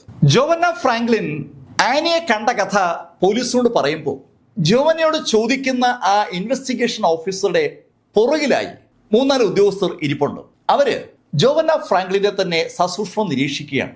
ജോവന്ന ആ ഇൻവെസ്റ്റിഗേഷൻ ഓഫീസറുടെ ചോദ്യങ്ങൾക്ക് ഉത്തരം പറയുമ്പോൾ അവളുടെ ബോഡി ലാംഗ്വേജ്, അവളുടെ കണ്ണുകളുടെ ചലനം, അവളുടെ മുഖത്തെ മാംസപേശികളുടെ ചലനം, അവളുടെ കൈയും കാലും അനങ്ങുന്ന രീതി, ഇതൊക്കെ നിരീക്ഷിച്ച ആ പോലീസുകാർക്ക് ഒരു സംശയം. ഈ ജോവന്ന ഒരു കഥ പോലീസിനോട് മനഃപൂർവ്വം പറയുന്നതാണോ എന്നൊരു സംശയമാണ് അവർക്കുണ്ടായത്. അവള് പറയുന്ന കാര്യം പോലീസ് പൂർണ്ണമായും വിശ്വസിക്കണമെന്ന് അവൾക്ക് ഒരു നിർബന്ധമുള്ളതുപോലെ ഒരു തോന്നൽ പോലീസിനുണ്ടായി. ജോവന്ന പോലീസിനോട് സംസാരിച്ചുകൊണ്ടിരിക്കുമ്പോൾ ആ സംഭാഷണത്തിനിടയിൽ പലപ്പോഴും കടന്നു വരുന്ന ഒരു പദം ആ പെൺകുട്ടി എന്നൊക്കെയാണ്. ആനി എന്ന് അവള് വളരെ അപൂർവമായിട്ടാണ് ഉപയോഗിച്ചത്. ഏകദേശം 1 മണിക്കൂറോളം ജോവന്ന ഫ്രാങ്ക്ലിനുമായി ആ ഇൻവെസ്റ്റിഗേഷൻ ഓഫീസർ സംസാരിച്ചു കാണും. അതിനിടയിൽ ആനി എന്ന പദം അവൾ ഒരു തവണ മാത്രമാണ് ഉപയോഗിച്ചത്. ബാക്കി എല്ലായ്പ്പോഴും ആ പെൺകുട്ടി എന്നാണ് അവൾ പറഞ്ഞത്. ആ പറച്ചിലിൽ ഒരു അസ്വാഭാവികത പോലീസിന് തോന്നി. ആ സംശയം പോലീസിൽ ഉറച്ചതും പോലീസ് ജോവന്ന ഫ്രാങ്ക്ലിനെ കുറച്ചുകൂടി വിശദമായി ചോദ്യം ചെയ്തു തുടങ്ങി. അങ്ങനെ ചോദ്യം ചെയ്യുമ്പോൾ അവൾ നേരത്തെ പറഞ്ഞ കഥയിൽ ചില മാറ്റങ്ങളൊക്കെ വരുത്തി. അവള് ആനിയെ കണ്ടത് ആ പാർക്കിൽ വെച്ചേ അല്ല. ആനിയെ അവൾ കാണുന്നത് വേറൊരു വ്യക്തിയുടെ വീട്ടിൽ വെച്ചാണ്. ആ വീട്ടിലെ ആ വലിയ ചുവരിനടുത്ത് ആനി നിൽക്കുന്ന കാഴ്ചയാണ് അവള് ആദ്യം കണ്ടത്. അവൾ കാണുമ്പോൾ ആനിയെ ആ വീട്ടുകാരൻ മർദ്ദിക്കുകയാണ്. ആ വീട്ടുകാരന്റെ പേരും അവൾക്കറിയാം. അത് ജോണാണ്. ജോണിനെ അവൾക്ക് നേരത്തെ പരിചയമുണ്ട്. ജോണിന്റെ വീട്ടിൽ ഒരു ആവശ്യത്തിന് വേണ്ടിയാണ് ജോവന്ന ഫ്രാങ്ക്ലിൻ ചെല്ലുന്നത്. അപ്പോഴാണ് ആനിയെ ഈ ജോൺ മർദ്ദിക്കുന്നത് അവൾ കണ്ടത്. അടിയേറ്റ് ആനി വീഴുന്നതും അവിടെ തറയിലിട്ട് ജോൺ ചവിട്ടുന്നതും അവൾ കണ്ടു. ആനി ആ മർദ്ദനത്തിൽ കൊല്ലപ്പെട്ടു എന്ന് മനസ്സിലായ ജോവന്ന അമ്പരം നിൽക്കുമ്പോൾ ജോവനോട് പറഞ്ഞു അവളുടെ ഡ്രസ്സ് ഒന്ന് ചേഞ്ച് ചെയ്ത് വേറെ ഡ്രസ്സ് ഇടിക്കാൻ. കാരണം തല്ലുകൊണ്ട് അവളുടെ ബോഡി രക്തത്തിൽ കുതിർന്നിരിക്കുന്നതുകൊണ്ട് ആ രക്തം അവൾ ധരിച്ചിരിക്കുന്ന ഡ്രസ്സിലേക്ക് ആയിട്ടുണ്ട്. സർ, ഞാനാണ് ജോൺ പറഞ്ഞതനുസരിച്ച് ഡ്രസ്സ് ചേഞ്ച് ചെയ്തത്. നീ ചേഞ്ച് ചെയ്യുന്ന സമയത്ത് അവള് ഏത് ഡ്രസ്സാ ധരിച്ചിരുന്നത്? പോലീസിന്റെ പെട്ടെന്നുള്ള ആ ചോദ്യം കേട്ടപ്പോ ജോവന്ന ഒന്ന് പരിങ്ങി. സർ, അത് ഞാൻ കൃത്യമായിട്ട് ഓർക്കുന്നില്ല. കൊല്ലപ്പെടുന്ന സമയത്ത് ആനി ധരിച്ചിരുന്ന ഡ്രസ്സ് ചേഞ്ച് ചെയ്ത് വേറെ ഡ്രസ്സ് ധരിപ്പിച്ചാണ് ആനിയെ ആ പുഴയിൽ കൊണ്ട് കളഞ്ഞതെന്ന് ജോവന്ന പറഞ്ഞെങ്കിലും കൊല്ലപ്പെടുന്ന സമയത്ത് ആനി ധരിച്ചിരുന്ന ഡ്രസ്സ് ഏതെന്നുള്ള ചോദ്യത്തിന് ശരിയായ ഒരു ഉത്തരം കൊടുക്കാൻ ജോവന്നയ്ക്ക് പറ്റിയില്ല. എന്തായാലും ജോവന്ന പറഞ്ഞ ആ കഥയിൽ പിടിച്ച് പോലീസ് ജോവനോട് ചോദിച്ചു, നീ ആനിയുടെ ഡ്രസ്സൊക്കെ ചേഞ്ച് ചെയ്തതിനു ശേഷം പിന്നെ എന്ത് ചെയ്തു? സർ, ജോൺ എന്നോട് അവന്റെ വീട്ടിലെ ആ ചുവരിൽ പറ്റിപ്പിടിച്ചിരിക്കുന്ന രക്തം കഴുകിക്കളയാൻ ആവശ്യപ്പെട്ടു. ബ്ലീച്ചിങ് പൗഡർ ഉപയോഗിച്ച് ഞാൻ തന്നെ ആ ചുവര് കഴുകി. ചുവര് മാത്രമല്ല, തറയൊക്കെ കഴുകി വൃത്തിയാക്കി. ഇത്രയും കാര്യങ്ങൾ പറഞ്ഞ ജോവന്ന ഒരു കാര്യം കൂടി വ്യക്തമാക്കി. ആനിയെ അവൾ ധരിപ്പിച്ച ഡ്രസ്സിന്റെ നിറമാണ് പോലീസിനോട് അവൾ പറഞ്ഞത്. ആനിയെ ജോവന്ന ഫ്രാങ്ക്ലിൻ ധരിപ്പിച്ച ഡ്രസ്സും ആനിയുടെ ഡെഡ് ബോഡി കണ്ട ഡ്രസ്സും ഒന്ന് തന്നെയാണ്. ചുവന്ന ടീഷർട്ടും നീല ജീൻസും ധരിച്ച നിലയിലാണ് ആനിയുടെ ഡെഡ് ബോഡി ആ ജോർദാൻ റിവറിൽ നിന്ന് എടുക്കുന്നത്. പോലീസിന്റെ കൈവശം ആ ഇൻഫർമേഷൻ അപ്പോഴും ഉണ്ട്. ജോവന്ന പറയുന്നതിൽ കുറച്ച് വാസ്തവമുണ്ടെന്ന് അത് കേട്ടപ്പോ പോലീസിന് ഒരു ധാരണ ഉണ്ടായി. അങ്ങനെ ഒരു ധാരണ പോലീസിന്റെ മനസ്സിൽ വരുമ്പോഴാണ് ശരിക്കും നിർണായകമായ ഒരു ഇൻഫർമേഷൻ ജോവന്ന ഫ്രാങ്ക്ലിൻ പോലീസിനോട് പങ്കുവച്ചത്. ഈ ജോണിന്റെ ഷോർട്ട് നെയിമാണ് LJ. ജോൺ എന്നുള്ളത് ചുരുക്കി ജെ ആക്കിയിരിക്കുകയാണ്. എല്ല് അവന്റെ സർനെയിമാണ്. അത് കേട്ടതും ഇതുവരെ അവരന്വേഷിച്ചുകൊണ്ടിരുന്ന ആ പ്രധാന കഥാപാത്രം ഇതാ കൺമുന്നിൽ വന്നു എന്ന് പോലീസിന് ബോധ്യമായി. ആനിയുടെ ബോയ്ഫ്രണ്ടായ LJയോട് ടെലിഫോണിലൂടെ മാത്രമാണ് ക്രിസും അതുപോലെ സ്പെൻസറും സംസാരിച്ചിട്ടുള്ളത്. അവർ രണ്ടുപേരും LJ കണ്ടിട്ടില്ല. ആ LJ നേരിൽ കണ്ടിട്ടുള്ള ഒരു വ്യക്തിയാണ് പോലീസിന് മുന്നിലിരിക്കുന്ന ജോവന്ന ഫ്രാങ്ക്ലിൻ. ജോവന്നയ്ക്ക് ആ LJയുടെ വസതി അറിയുകയും ചെയ്യാം. അവള് കൊടുത്ത ആ വിലാസം പോലീസിനെ സംബന്ധിച്ചിടത്തോളം നിർണായകമായ ഒരു തെളിവായി മാറി. ജോണിന്റെ വീട് സെർച്ച് ചെയ്യാനുള്ള വാറണ്ട് സംഘടിപ്പിച്ച പോലീസ് ജോണിന്റെ വീട്ടിലെത്തി. ആ വീട് പരിശോധിച്ച പോലീസിന് നേരത്തെ ജോവന്ന ഫ്രാങ്ക്ലിൻ പറഞ്ഞ അതേ കാര്യങ്ങൾ അവിടെ കാണാൻ പറ്റുകയാണ്. ചുവരിൽ രക്തം വീണ അടയാളമുണ്ട്, പക്ഷെ അതൊക്കെ തേച്ചു മാച്ച് കളഞ്ഞിരിക്കുകയാണ്. അതുപോലെ ആ തറയും നന്നായി കഴുകി വൃത്തിയാക്കിയിട്ടുണ്ട്. അതുമാത്രമല്ല, ആ മുറിയിൽ നേരത്തെ ഉണ്ടായിരുന്ന കാർപ്പറ്റ് അവിടെ നിന്ന് ഇളക്കി മാറ്റിയിരിക്കുകയാണ്. ആ മുറി ആകെ റീകൺസ്ട്രക്ട് ചെയ്യാനുള്ള ഒരു ശ്രമത്തിലുമാണ്. അവിടെ വെച്ച് ഒരു കൊലപാതകം നടന്നിരിക്കുന്നുവെന്ന് പോലീസിന് അസന്നിഗ്ധമായി മനസ്സിലാക്കാൻ കഴിയുന്ന ശൈലിയിലുള്ള തെളിവുകൾ അവിടെ നിന്ന് കിട്ടി. ഇനി അറിയേണ്ടത് ആ തെളിവുകളും ആനിയുമായിട്ടുള്ള ബന്ധമാണ്. രക്തസാമ്പിളുകൾ ശേഖരിക്കാനായി ഫോറൻസിക് വിദഗ്ധരെത്തി. അവർ അതിവേഗം രക്തസാമ്പിളുകൾ ശേഖരിച്ചു. അതുപയോഗിച്ച് അവർ DNA ടെസ്റ്റ് നടത്തി. DNA സാമ്പിളുകൾ യോജിച്ചാൽ മാത്രമല്ലേ ആനിയുടെ കൊലപാതകവുമായി അവിടെ ബന്ധിപ്പിക്കാൻ പറ്റൂ. ഫോറൻസിക് വിദഗ്ധർ ആ പരിശോധന നടത്തുമ്പോൾ പോലീസ് ജോണിനെ തന്നെ സൂക്ഷിച്ചു നോക്കുകയാണ്. അവരുടെ കഥയിൽ അവര് ഫോളോ ചെയ്യുന്ന ആ LJക്ക് പ്രായം 17 ആണ്. പക്ഷെ ഇപ്പോ അവിടെ അവര് ചോദ്യം ചെയ്യുന്ന ആ ജോണിന് പ്രായം ഏകദേശം 30 വയസ്സെങ്കിലും ഉണ്ട്. ഇനി നമ്മുടെ കഥാപാത്രങ്ങളായ ക്രിസിനും സ്പെൻസർക്കും പ്രായം തെറ്റിപ്പോയതാണെങ്കിലും യഥാർത്ഥത്തിൽ 30 വയസ്സുള്ള LJ ആ പ്രായം ഒന്ന് കുറച്ചു പറഞ്ഞതാണെങ്കിലും ആനി അത് ചിലപ്പോൾ അവരൊന്ന് മറച്ചു വെച്ചതാണെങ്കിലും അങ്ങനെ ചില ചോദ്യങ്ങൾ പോലീസിന്റെ മനസ്സിലേക്ക് വന്നതും ആ പ്രായം എന്ന ഘടകം പോലീസ് വിട്ടിട്ട് ജോണിനെ ചോദ്യം ചെയ്തു തുടങ്ങി. ജോണിനെ ചോദ്യം ചെയ്യുമ്പോൾ ജോണിന് ഈ ആനിയെ കുറിച്ച് ഒന്നുമേ അറിയത്തില്ല. ഏത് ആനി, എന്ത് ആനി എന്നൊക്കെ അവന്റെ ചോദ്യം. പോലീസ് അവനെ വിശദമായി ചോദ്യം ചെയ്യുമ്പോൾ അവന് പക്ഷേ ജോവന്ന ഫ്രാങ്ക്ലിനെ അറിയാം.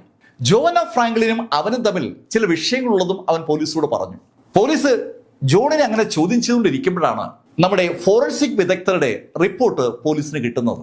അവിടെ നിന്ന് ശേഖരിച്ച ആ രക്തസാമ്പിളുകൾ DNA പരിശോധനയ്ക്ക് വിധേയമാക്കിയപ്പോൾ അതും ആനിയുടെ ആ DNA തമ്മിൽ ഒരു ബന്ധവുമില്ല. ജോണിന്റെ വസതി വെച്ച് ഒരു കൊലപാതകം നടന്നു എന്നുള്ള കാര്യത്തിൽ സംശയമില്ല. പക്ഷെ ആ കൊലപാതകവും ആനിയും തമ്മിൽ ഒരു ബന്ധവുമില്ല. ജോവന്ന ജോണിനിട്ട് ഒരു പണി കൊടുക്കാൻ വേണ്ടി മനഃപൂർവ്വം പോലീസിനെ അവിടെ വരുത്തിയതാണ്. എന്തായാലും അത് ഒരു പുതിയ കേസായി മാറി. ആ കേസ് അന്വേഷിക്കാനായി വേറെ ഉദ്യോഗസ്ഥരെ ചുമതലപ്പെടുത്തുകയും ചെയ്തു. വീണ്ടും പോലീസ് പഴയ കഥയിലേക്ക് മടങ്ങി വന്നു. എവിടെയാണ് തങ്ങൾക്ക് പാളിച്ച പറ്റിയത്? അതായി പോലീസിന്റെ തുടർന്നുള്ള അന്വേഷണം. ഇൻവെസ്റ്റിഗേഷൻ ഓഫീസറും സഹ പ്രവർത്തകരും കൂലങ്കഷമായി ആ വിഷയം ചർച്ച ചെയ്തു തുടങ്ങി. അവരുടെ റൂട്ട് ശരിയല്ലേ? അവരതിനെക്കുറിച്ച് അങ്ങനെ വിശദമായി ചർച്ച ചെയ്യുമ്പോഴാണ് ഒരു ഡ്രൈവർ അയാൾ കണ്ട ഒരു കാര്യം പോലീസിന് റിപ്പോർട്ട് ചെയ്യുന്നത്. ആനി കൊല്ലപ്പെട്ട രാത്രിയിൽ അയാൾ ആ നദിക്കരയിൽ ഒരു യുവാവിനെയും യുവതിയെയും കണ്ടിരുന്നുവെന്നാണ് പോലീസിന് റിപ്പോർട്ട് ചെയ്തത്. അന്ന് അയാൾ കണ്ട ആ യുവതിക്ക് ആനിയുമായി ഒരു സാമ്യം, ആനിയുടെ ഫോട്ടോ നിരന്തരമായി പത്രങ്ങളിലും TV-യിലും വന്ന് കണ്ടപ്പോൾ അയാൾക്ക് തോന്നിയത് കൊണ്ടാണ് അയാൾ അക്കാര്യം ഇപ്പോൾ പോലീസിനോട് റിപ്പോർട്ട് ചെയ്തത്. ആ ഡ്രൈവർ യാദൃശ്യവശാലാണ് ആ കാഴ്ച കണ്ടത്. ജോർദാൻ നദിയിലെ കരയിൽ ഒരു ബൈക്ക് ഇരിക്കുന്നതാണ് ആദ്യം അയാൾ ശ്രദ്ധയിൽപ്പെട്ടത്. അയാൾ രാത്രി അയാളുടെ ഡ്യൂട്ടിക്ക് കഴിഞ്ഞിട്ട് വീട്ടിലേക്ക് മടങ്ങുമ്പോൾ കണ്ട കാഴ്ച ആയതുകൊണ്ടാണ് അയാൾ ഒന്നുകൂടി നോക്കിയത്. ബൈക്കിനടുത്ത് ഒരു ചെറുപ്പക്കാരനും ഒരു പെൺകുട്ടിയുമുണ്ട്. അവർ രണ്ടുപേരും ആ ബൈക്കിൽ അങ്ങനെ ചാരി ജോർദാൻ നദിയിലേക്ക് നോക്കി നിൽക്കുകയാണ്. നല്ല രസമുള്ള ഒരു കാഴ്ചയാണല്ലോ എന്ന് കരുതി അയാൾ ഒന്നുകൂടെ നോക്കിയിട്ട് കടന്നുപോയി. അതുകൊണ്ടാണ് അയാൾക്ക് ആ ഫോട്ടോയിൽ കണ്ട ആനിയുമായി ആ പെൺകുട്ടിക്ക് സാമ്യമുണ്ടെന്ന് ഇപ്പോൾ തോന്നാൻ കാരണം. ആ ഡ്രൈവർ പറഞ്ഞ കാര്യങ്ങളൊക്കെ പോലീസ് നോട്ട് ചെയ്തു. ആ റിപ്പോർട്ട് കിട്ടി 2 ദിവസം കഴിഞ്ഞപ്പോൾ മറ്റൊരാൾ കൂടി ഒരു വിവരവുമായി പോലീസിനെ സമീപിച്ചു. രാത്രി ഏകദേശം ഒരു 2:30 മണിയായപ്പോൾ റോട്ടറി പാർക്കിന് സമീപത്ത് ഒരു ചെറുപ്പക്കാരനെ കണ്ടു എന്നാണ് ഒരാൾ റിപ്പോർട്ട് ചെയ്തത്. ആ ചെറുപ്പക്കാരൻ ഗ്രേ നിറത്തുള്ള ഒരു ഷർട്ടും ഒരു നീല നിറത്തുള്ള ഷോർട്സുമാണ് ധരിച്ചിരുന്നത്. നല്ല കറുത്ത തലമുടിയുള്ള ആ ചെറുപ്പക്കാരന്റെ മുടി നന്നായി ക്രോപ്പ് ചെയ്തിട്ടുണ്ട്.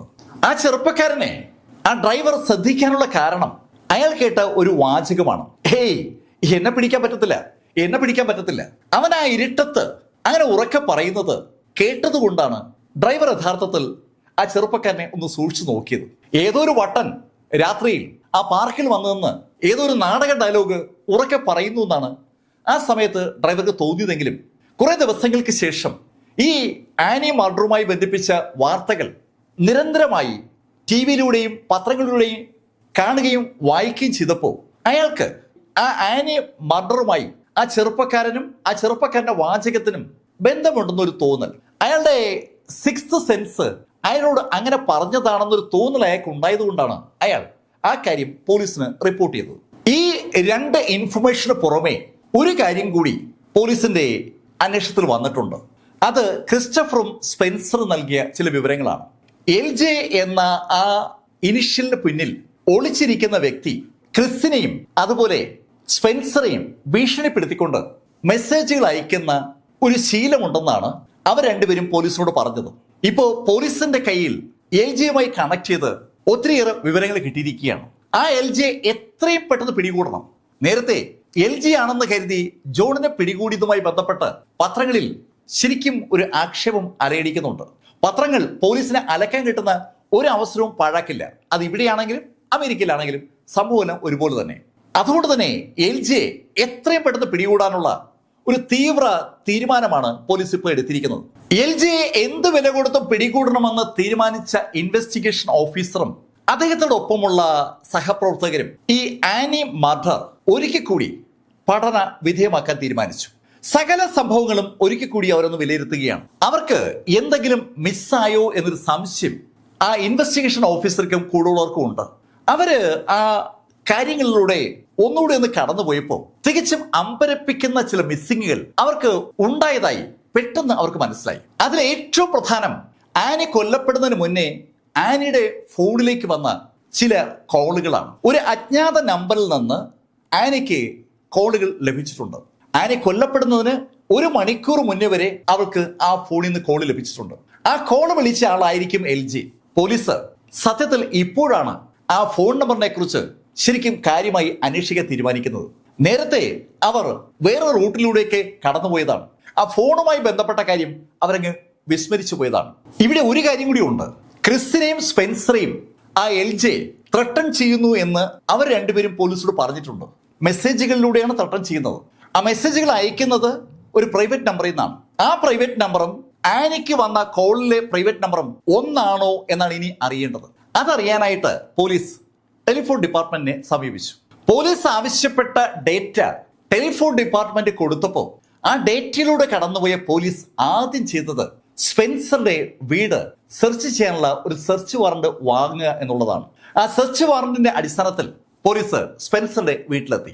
ആ വീട് പോലീസ് അരിച്ചു പറക്കി പരിശോധിച്ചു. ആ വീട്ടിൽ വെച്ചാണ് ആനിയുടെ മൂക്ക് മുറിഞ്ഞ് രക്തം ക്രിസിന്റെ ഷൂവിലായത്. അത് ക്രിസും സ്പെൻസറും ഒരുപോലെ സമ്മതിച്ചിട്ടുള്ള കാര്യമാണ്. പക്ഷെ ആ വീട് തലങ്ങും വിലങ്ങും സെർച്ച് ചെയ്ത ഫോറൻസിക് വിദഗ്ധർക്ക് അവിടെ നിന്ന് അങ്ങനെ രക്തത്തിന്റെ ഒരു സൂചനയും കിട്ടിയില്ല. എവിടെ വെച്ചാണ് ആനിയുടെ ആ മൂക്കിൽ നിന്ന് രക്തം വന്നതെന്ന ചോദ്യത്തിന് സ്പെൻസർക്ക് ഒരു ഉത്തരമുണ്ട്. ആ ഭാഗം ഫോറൻസിക് വിദഗ്ധർ വിശദമായി പരിശോധിച്ചിട്ട് അസന്നിഗ്ധമായി പോലീസിനോട് ആ കാര്യം പറഞ്ഞു. ഇവിടെ വെച്ച് അങ്ങനെ ഒരു സംഭവം ഉണ്ടായിട്ടേയില്ല. ആനിയുടെ മൂക്കിൽ നിന്ന് രക്തം വന്ന ആ രംഗം സംഭവിച്ചത് സ്പെൻസറുടെ വീട്ടിലല്ല എന്ന് ഫോറൻസിക് വിദഗ്ധർ വിശദമാക്കിയതും ഇൻവെസ്റ്റിഗേഷൻ ഓഫീസർ സ്പെൻസറെ ചോദ്യം ചെയ്തു തുടങ്ങി. ആദ്യം പറഞ്ഞ കാര്യത്തിൽ തന്നെ ഉറച്ചു നിന്നെങ്കിലും ഇൻവെസ്റ്റിഗേഷൻ നടത്തുന്ന ഓഫീസറുടെ കൃത്യമായ ചോദ്യങ്ങളെ പ്രതിരോധിക്കാനാവാതെ അവൻ പോലീസിനോട് പറഞ്ഞു, ശരിക്കും ഇവിടെ വച്ചല്ല അവളുടെ മൂക്ക് മുറിഞ്ഞത്. എന്നോട് ക്രിസ് ആ കാര്യം പറഞ്ഞപ്പോൾ ഞാൻ അതുപോലെ പോലീസിനോട് സമ്മതിച്ചതാണ്. ആനിയുടെ മൂക്കിൽ നിന്ന് രക്തം വന്നുവെന്നും ആ രക്തം ക്രിസിന്റെ ഷൂവിലായെന്നും ക്രിസ് ആണ് സ്പെൻസറോട് പറഞ്ഞത്. ക്രിസ് സ്പെൻസറുടെ സുഹൃത്തായതുകൊണ്ട് അവൻ പറഞ്ഞത് വിശ്വസിച്ച സ്പെൻസർ ആ കാര്യം പോലീസിനോട് പറഞ്ഞു എന്നേ ഉള്ളൂ. സ്പെൻസർ ആദ്യം പറഞ്ഞ കാര്യവും ഇപ്പൊ പറയുന്ന കാര്യവും തമ്മിൽ പൊരുത്തക്കേടുണ്ടെന്ന് മനസ്സിലാക്കിയ പോലീസ് അവിടെ നിന്ന് നേരെ പോയത് ക്രിസിന്റെ മുത്തശ്ശിയുടെ വീട്ടിലേക്കാണ്. ക്രിസിന്റെ മുത്തശ്ശി വിൽമ ഫർമ ബക്ലി പോലീസിനോട് പറഞ്ഞത് രാത്രി 11:30 മണിക്ക് അവർ ക്രിസിന്റെ ബെഡ്റൂമിൽ ചെല്ലുമ്പോൾ അവൻ ആ ബെഡിൽ കിടക്കുന്നത് കണ്ടു എന്നാണ്. പോലീസ് വിൽമയെ ചോദ്യം ചെയ്തു തുടങ്ങി. ചോദ്യം ചെയ്യുമ്പോൾ അവർ പറഞ്ഞതിൽ തന്നെ അവർ ഉറച്ചു നിൽക്കുകയാണ്. ആ സമയത്താണ് പോലീസ് അവരുടെ മുന്നിൽ ചില റെക്കോർഡുകൾ പ്രദർശിപ്പിക്കുന്നത്. 11:30 മണിക്ക് ആ ബെഡിൽ കിടന്നുറങ്ങുകയായിരുന്ന ക്രിസിനെ അതിനുശേഷം വിൽമ ഫോണിൽ വിളിച്ചിട്ടുണ്ട്. വീട്ടിലെ ബെഡിൽ കിടക്കുന്ന ക്രിസിനെ എന്തിനാ നിങ്ങൾ ഫോണിൽ വിളിക്കുന്നത്? ആ ചോദ്യത്തിന് മുന്നിൽ ആദ്യം വിൽമ ഒന്ന് പതറിയെങ്കിലും അവർക്ക് അതിനും മറുപടിയുണ്ട്. അവരുടെ ഗ്രാൻഡ്സൺ ക്രിസ് ശരിക്കും രാത്രി മടങ്ങിയെത്തിയത് 11:30-ക്കല്ല 1:30-ക്കാണെന്ന് അപ്പോഴാണ് വിൽമ പോലീസിനോട് പറഞ്ഞത്. ക്രിസിന്റെ പിതാവും രാത്രി 11:30-ക്ക് ക്രിസ് ആ വീട്ടിൽ ഉറങ്ങിക്കിടക്കുന്ന കണ്ടു എന്ന് പോലീസിനോട് പറഞ്ഞിട്ടുണ്ട്. പക്ഷേ ക്രിസിന്റെ പിതാവിനെ പോലീസ് ആ കാര്യം കാണിച്ചു. രാത്രി 12:47-ന് വിൽമയും ക്രിസും തമ്മിൽ ഫോണിലൂടെ സംസാരിച്ചിരിക്കുന്ന കാര്യമാണ് പോലീസ് ക്രിസിന്റെ പിതാവിനെ ബോധ്യപ്പെടുത്തിയത്. ഒരേ വീട്ടിൽ ഉറങ്ങിക്കിടക്കുന്ന ആ ആളുകൾ തമ്മിൽ ഫോണിലൂടെ ആ രാത്രിയിൽ സംസാരിക്കേണ്ട സാഹചര്യം എന്തെന്നുള്ള പോലീസിന്റെ ചോദ്യത്തിന് മുന്നിൽ ക്രിസിന്റെ പിതാവും ഒന്ന് പതറി. ക്രിസിന്റെ പിതാവിന്റെ പതർച്ച ആ നിമിഷത്ത് തന്നെ ഇൻവെസ്റ്റിഗേഷൻ ഓഫീസറുടെ ശ്രദ്ധയിൽപ്പെട്ടു. അയാൾ ഒന്ന് പതറിയെങ്കിലും ഉടൻ തന്നെ അയാള് പോലീസിനോട് പറഞ്ഞു, ഞാൻ ചിലപ്പോ എന്റെ മോനെ കണ്ട സമയം മറന്നുപോയതാവും. ചിലപ്പോൾ രാത്രി 1:30-ക്കായിരിക്കും ഞാൻ അവനെ കണ്ടത്. ഞാൻ ഇടയ്ക്ക് ബാത്റൂമിലേക്ക് പോകാൻ ഇറങ്ങിയപ്പോഴാണ് സത്യത്തിൽ മോന്റെ മുറിയിലേക്ക് നോക്കിയത്. ഞാൻ കരുതി 11:30-ആണെന്ന്. ഞാൻ മറന്നുപോയതാകും. ശരിക്കും അയാള് വാക്കുകൾ കൊണ്ട് ഒരു ഇന്ദ്രജാലം ഉണ്ടാക്കി ആ സംഭവത്തെ മറയ്ക്കാൻ ശ്രമിക്കുമ്പോഴാണ് പോലീസിന് ടെലിഫോൺ ഡിപ്പാർട്ട്മെന്റിൽ നിന്ന് ശരിക്കും നിർണായകമായ ഒരു ഇൻഫർമേഷൻ കിട്ടിയത്. ആനിയെ വിളിക്കുന്ന ആ പ്രൈവറ്റ് നമ്പർ, ക്രിസിനും സ്പെൻസറിനും മെസ്സേജ് വന്നുവെന്ന് അവർ പറയുന്ന ആ പ്രൈവറ്റ് നമ്പർ, അതിന്റെ ഓണർ യഥാർത്ഥത്തിൽ ക്രിസ് ആണ്. ടെലിഫോൺ ഡിപ്പാർട്ട്മെന്റിൽ നിന്ന് കിട്ടിയ ആ ഇൻഫർമേഷൻ ശരിക്കും അമ്പരപ്പിക്കുന്ന ഒന്ന് തന്നെയാണ്. അത് അതുവരെയുള്ള പോലീസിന്റെ അന്വേഷണത്തെ ആകെ മാറ്റിമറിക്കുന്ന ഒരു ഇൻഫർമേഷനാണ്. ആ വിവരം കിട്ടിയതും പോലീസ് ഡ്രൈപ്പറിൽ നിന്ന് നേരെ കൊളറോഡോയ്ക്ക് തിരിച്ചു.